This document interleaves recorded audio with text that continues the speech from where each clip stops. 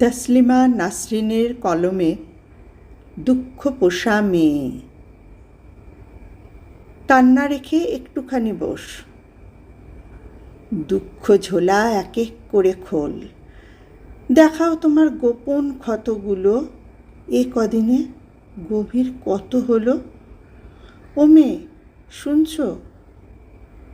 বাইরে খানিক মেলে দাও তো এসব, দুঃখ তোমার একদম ভেঁচে গেছে।